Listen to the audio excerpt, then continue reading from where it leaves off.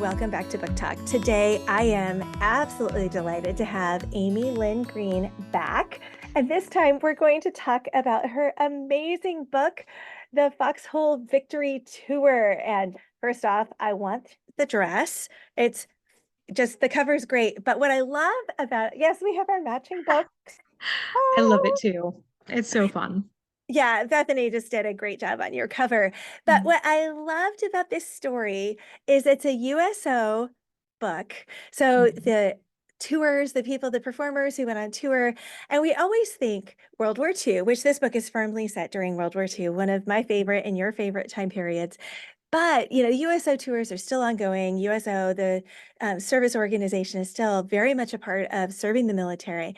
But you didn't just like put Bob Hope in it. I mean, he shows up, but he's a cameo. You are working with performers who aren't just, like A stars, A-list stars. Mhm. You're doing more like the people we could imagine ourselves being if we did the 10,000 hours of practice or whatever. So tell us a little bit, Amy, about how did you come up with the idea for this book? Yeah, that's a great question. I also have really enjoyed stories of the USO, and in research for my other books, I would come across performances and their impact on people overseas who were serving during World War II. And I thought, oh, someday I'm going to do a book that's set with a group of USO performers. And a lot of the nonfiction books are focusing more on the big stars, but in one of those books, I found the quote from John Steinbeck that starts off the novel that talks about these little unknown groups, and he says there's something very gallant about them, just these everyday entertainers who are going out to sing and dance and give the troops some laughs. And while they might not be big names to the rest of America, they are huge names to the men who they're performing for. I just thought, wow, I love that. And that idea kind of sparked like, all right, who could I put in this group of Yeah. little known entertainers? Since I didn't have to pick already existing big name stars, I could make whatever personalities and whatever talents and whatever mix of people I wanted, which was a real joy to put into this little variety unit. Well, and I love it because you've got like the prima donna personality of a singer. You've got the vaudeville, the kind of past his prime vaudeville star from like the teens and 20s, but he also then has World War One and kind of the war wounds in a sense Mhm. of World War One. And then you've got a magician Mhm. and a gal who plays the trumpet, but also is something of a comedian, Mhm. and a violinist. So it's this really unique mix. And I enjoyed every last stinking page of the book. It was I'm so so glad. much fun to read. I just loved it. It was a lot And of fun to write too. I thought it was. But how did you decide on those different types of entertainers? Because you could go lots of different directions. And so it had to be fun and a challenge to go, this is the combination I'm going to have for my 5 performers on this mini little tour. Hmm. Well, some of it was just constrained by the realities of what sort of performers they put in variety units. So you couldn't have somebody who played a piano because they couldn't haul a piano around with them to every stop, at least not for the overseas performers. Um, so you had to have a very portable instrument. So sometimes they were things like accordions, could have been another choice, but I went with violin because I wanted to have a classically trained musician as one of my performers. And then you always have to have somebody to tell the jokes. And so sticking in my vaudeville performer and having Maggie also kind of double as the comedian was fun in there. And also, I put in a magician just because I really liked learning about old time magic tricks. Yeah. And going back and watching 1940s, like going to find magic ads in the magazines that they had and looking at the props he might have used. And did I waste a lot of research time looking at magic props?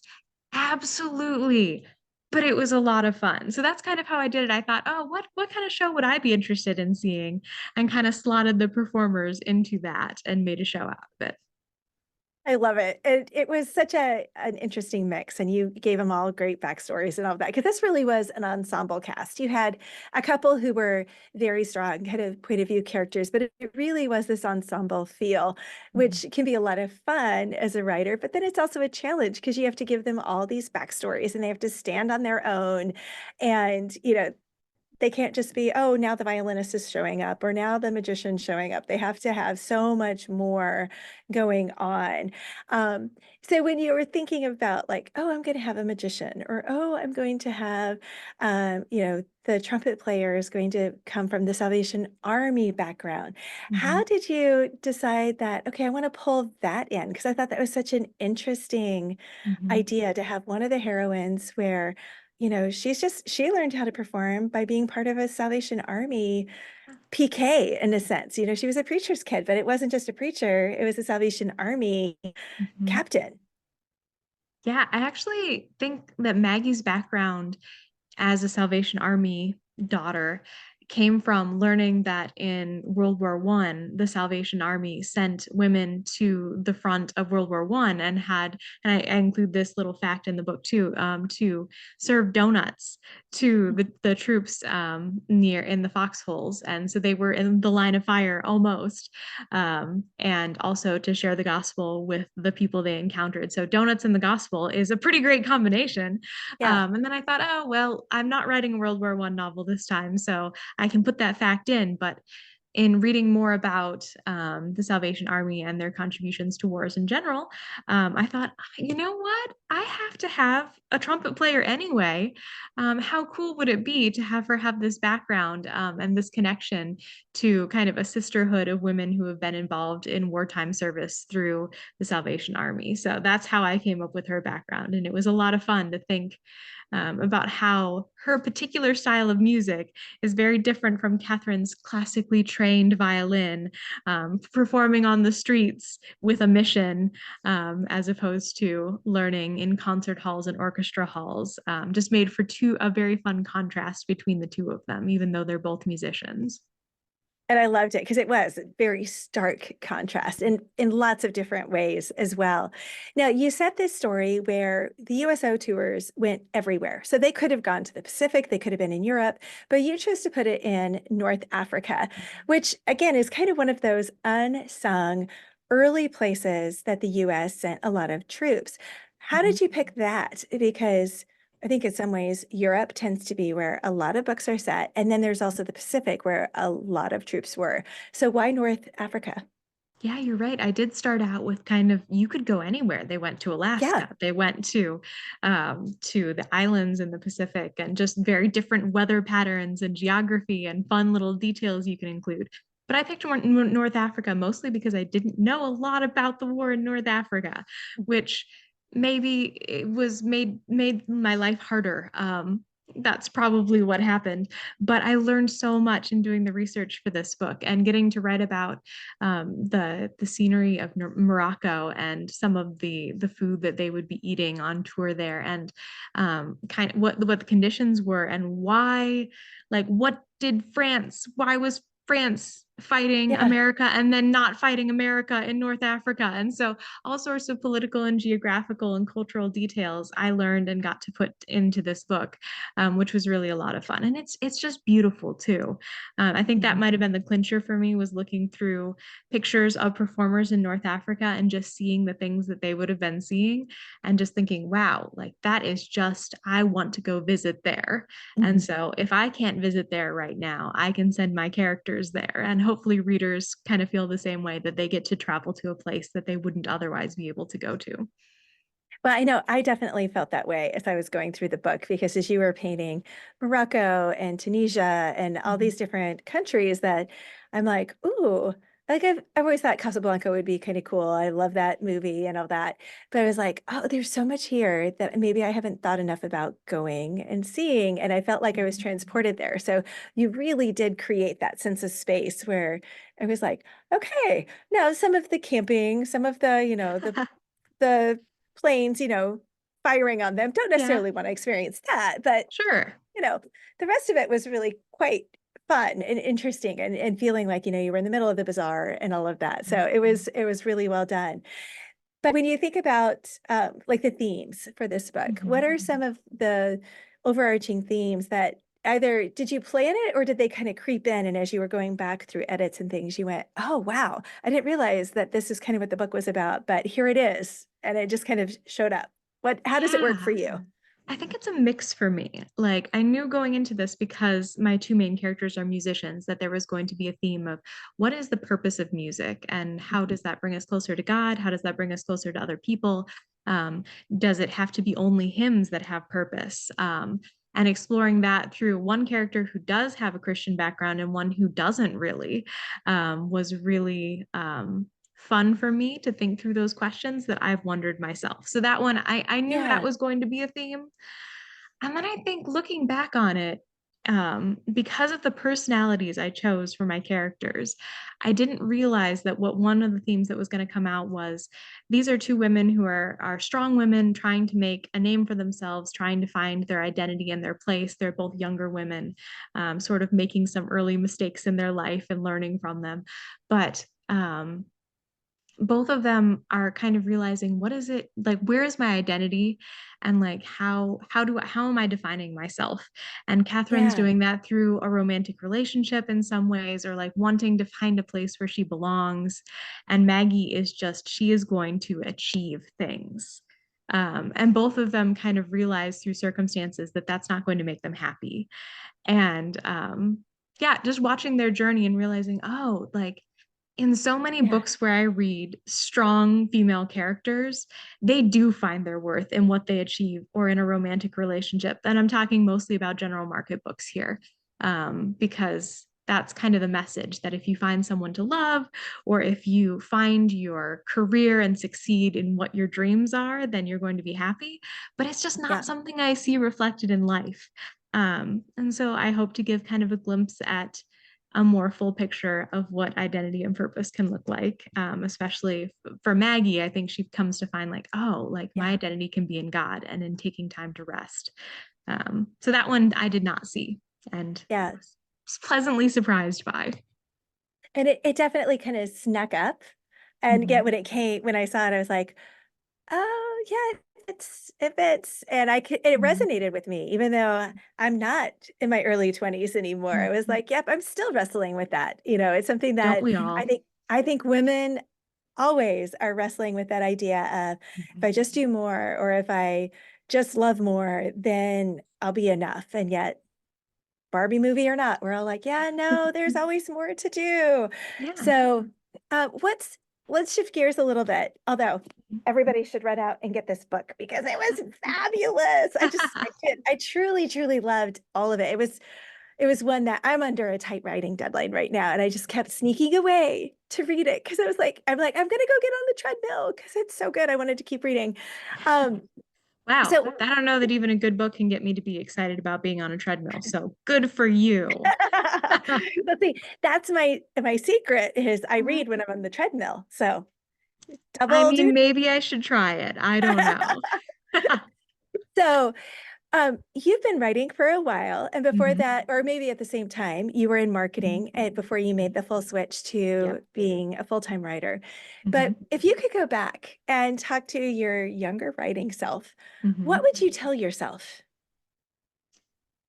That's a really good question. I think because I was writing while I was already working in publishing, some of the things that you usually have to tell your younger writer self, I already knew. Like, for example, I Mhm. worked with some great authors who got terrible reviews for their book.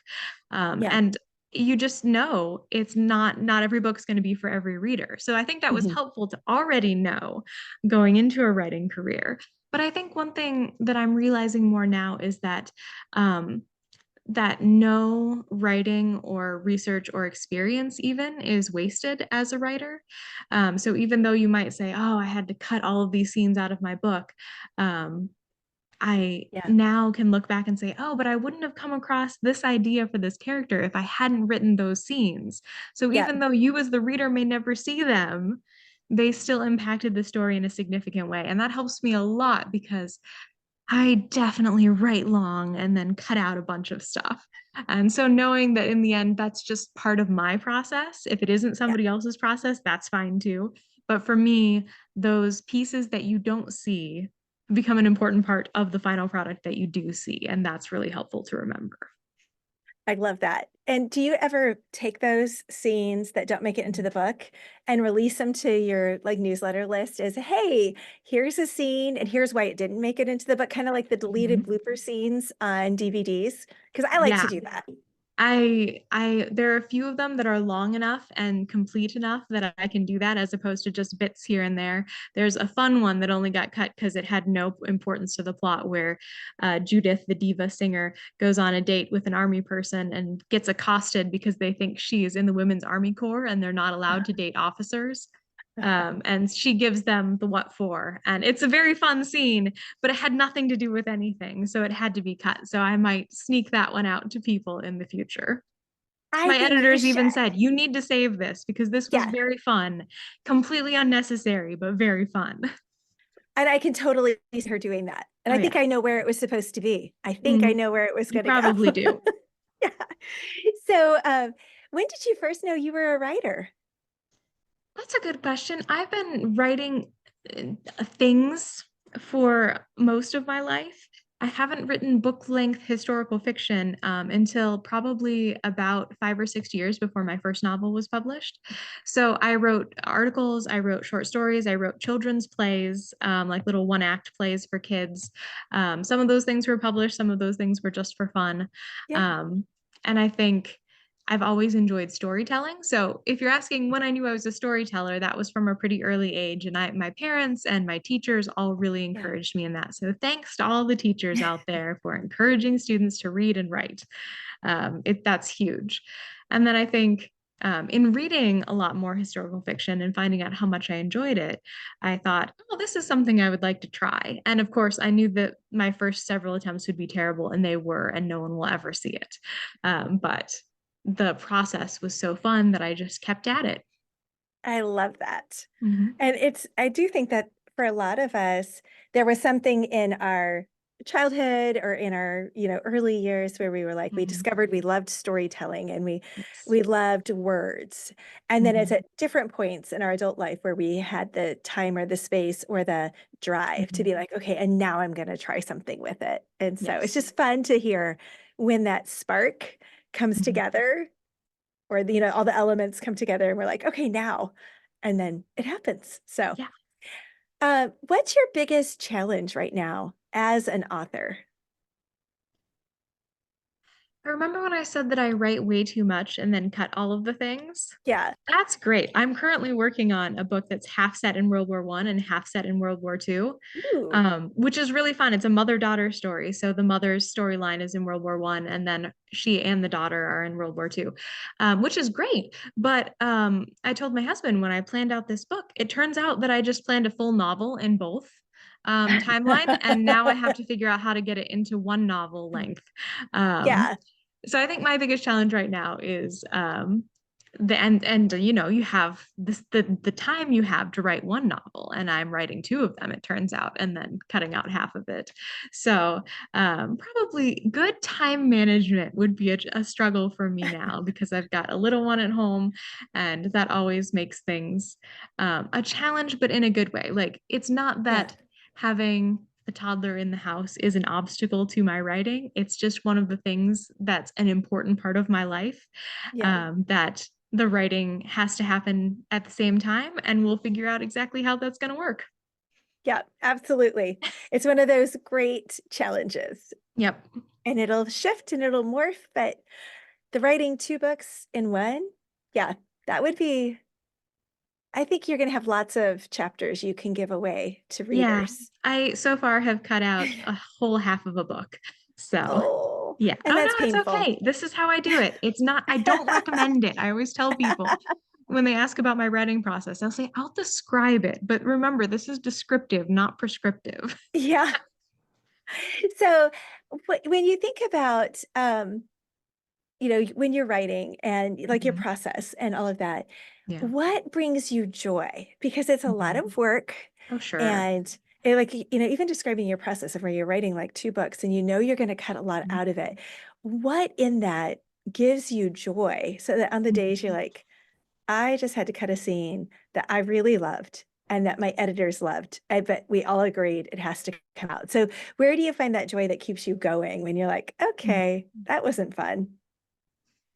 Honestly, weirdly, one of the things you just described is one of the things I enjoy.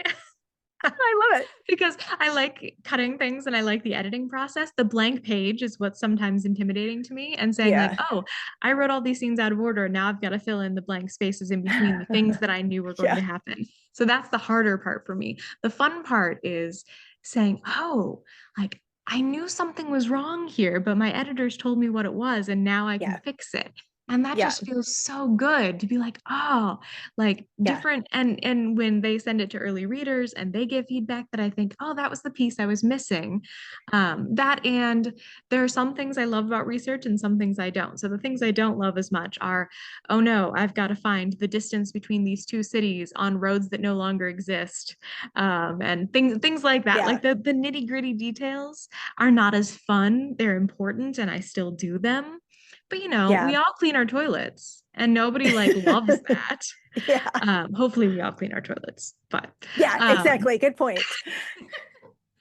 but the things that I love are when I stumble across a personal story that just really gets me excited, whether I'm able to use it in a book or not. Of somebody will send me their love letters from their grandparents in World War II to Oh, read, or I'll yeah. find a research gem in a book that I'm reading of just a fun little anecdote of something that happened in the North Africa conflict. And I think, oh man, I just Yeah. really enjoy history too.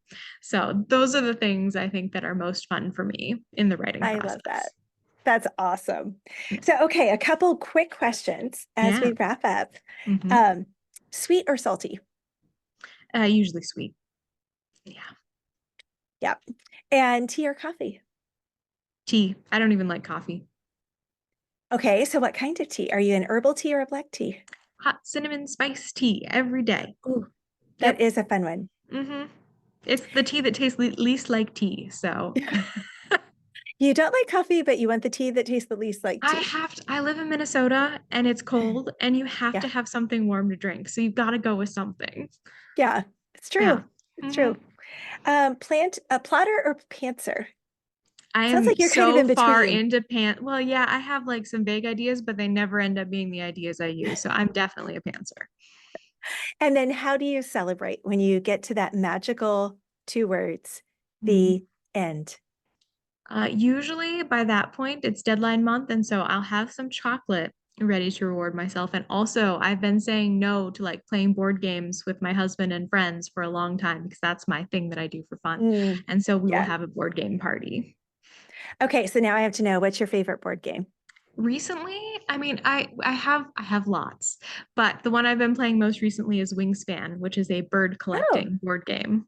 So oh, I haven't heard of that one it's because like we really did. pretty and it's fun and it's very relaxing because even if you lose, you have beautiful birds. Oh, fun. Because we like Villainous and Settlers of Catan Oh and yeah, like, those are all great too. but they're not very relaxing because they're No, this competitive. is this is relaxing. That's why I like it after deadline week. Yeah, Just collect birds. that does sound great. Yep. Well, thank you so much for joining me, especially on release week of the Yeah. Foxhole Victory Tour. And yeah, I'm really serious when I say I loved this book. It was wonderful. I felt so transported to North Africa and just the whole USO tour. So well done. It was a fabulous read. Thank you so much and thanks for the great questions. This was a lot of fun.